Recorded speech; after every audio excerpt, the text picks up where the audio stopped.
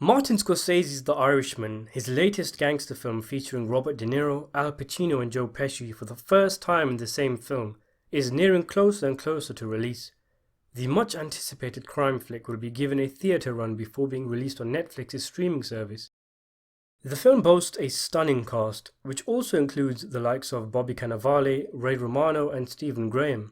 The budget is reportedly in the regions of $170 million, largely in part due to state-of-the-art VFX works in which the main cast will be made to look younger for flashback scenes. The story sees Scorsese return to old territory, as it concerns real-life hitman Frank the Irishman Sheeran's deathbed confession to the killing of former Teamsters Union President Jimmy Hoffa under the orders of the mob.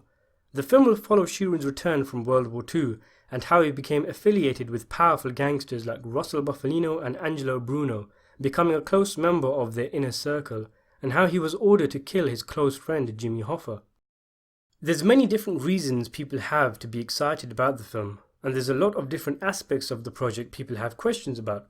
Here are 7 predictions I have about Martin Scorsese's The Irishman. These aren't, hand on heart, necessarily things that I expect will be the case, but it's always fun to speculate. Number 1. The de-aging CGI will blow everyone away. Some might say this is wishful thinking, and for sure this is the one aspect of the film I remain skeptical of, but there is no reason why the effects should not be outstanding. As most know, The Irishman will go back forward between different time periods, and we'll see the likes of De Niro as young as in his 30s and as old as in his 80s. To combat the fact that De Niro himself is a senior citizen, Scorsese has recruited the talents of Industrial Light and Magic to use special effects to make his main cast look age-appropriate for the relevant time periods. It's a very controversial decision, a risky one that's raised eyebrows everywhere, not least because there's little evidence that the technology is good enough to sustain an entire film. We've seen de-aging done in the past using CGI, like in Star Wars Rogue One and The Curious Case of Benjamin Button, but those have not aged perfectly and also did not take up as much of the runtime as we expect the effects will in The Irishman. However, if there's ever a time where it can be pulled off, now is the time. Films like Captain Marvel have already de-aged actors for extended periods of a film, and Scorsese and his crew are taking this very seriously. First of all, there's the amount of money they've pumped into the effects, which has ballooned the budget to such an extent the major Hollywood studios were either too afraid to fund the movie or couldn't afford to touch it. Secondly, it's not as if they filmed the movie and then thought, you know what, why don't we use CGI to de-age the actors, as an afterthought. The film was shot with the de-aging effects in mind. They had special cameras developed to age the actors on the go, and there were coaches on set to prompt and train the elderly actors to act in such a way that they would in their 30s and 40s. Even the clothes that the actors wore were chosen through the thought process of making them look younger. When you combine this with the makeup the actors wore, the money ILM have to spend on the project, the numerous amount of months they've been given to work on it, it's promising and leaves little room for excuses for failure. Scorsese is being very anal about it too. In an interview a while ago, he talked about how the CGI can affect the intensity in an actor's eye, and if he's concerned with such minute details like the intensity of eyes, then surely the effects are at a standard currently where they will blow everyone away. Here's hoping anyway. Number 2.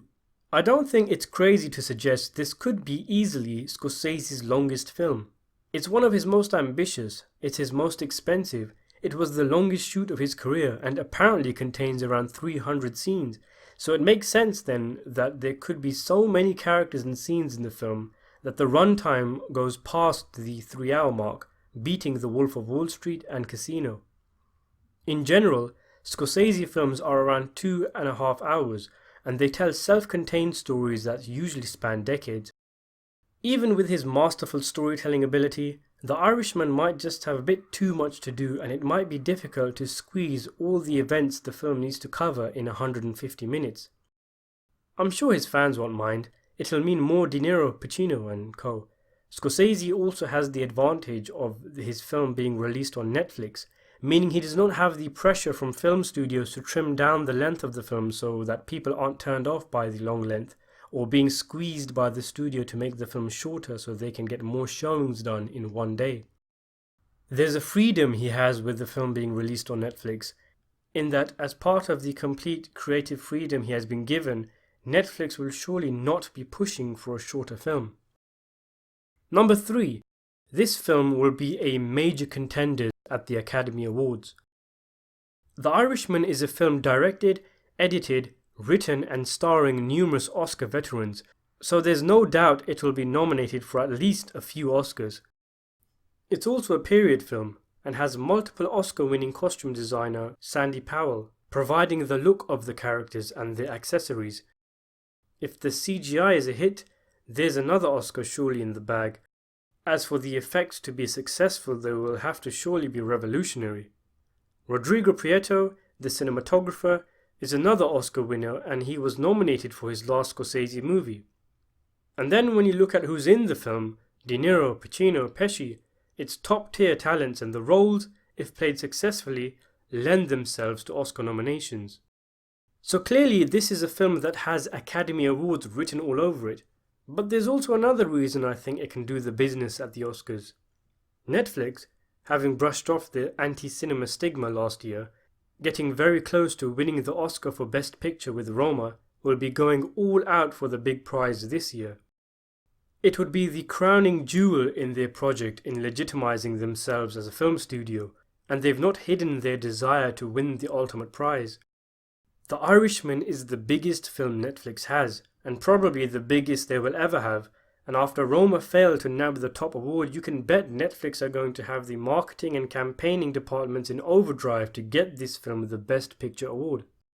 Which leads me nicely into number 4, which is that I believe this could be the biggest and most successful film of Martin Scorsese's career. Now it's difficult to judge what successful means by Netflix's standards.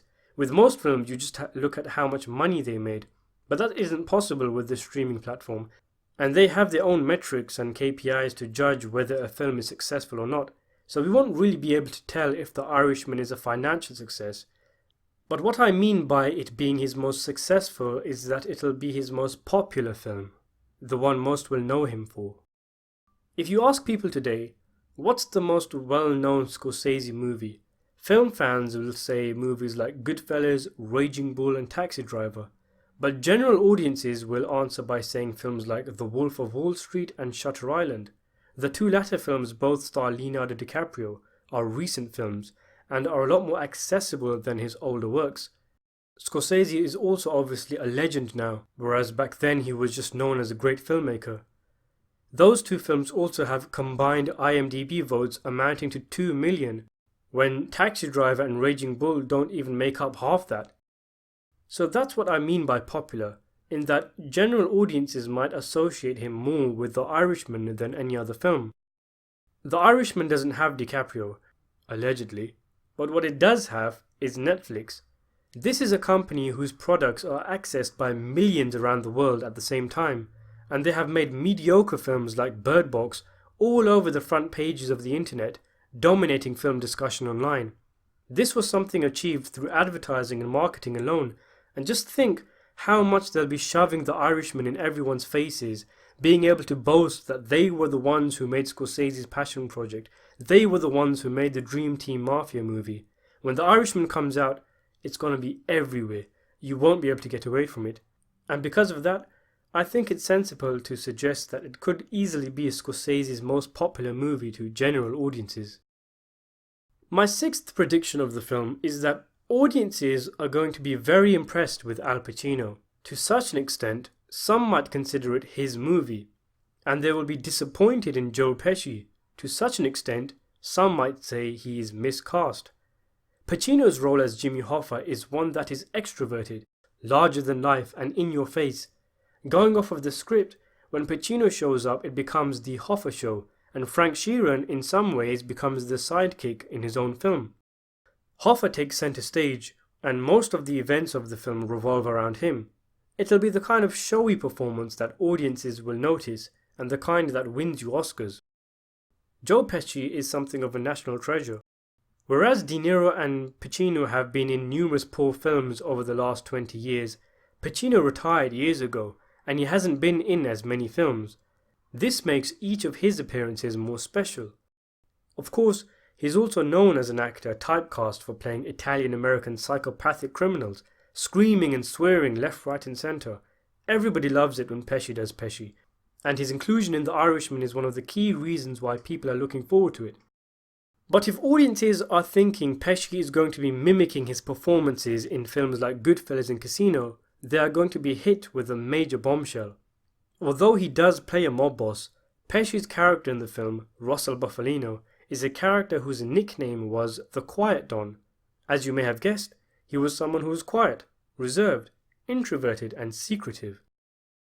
When Bufalino became angry, they say his voice turned into a whisper instead of an uproar, and there isn't a single line in the script I read where Bufalino utters a single curse word.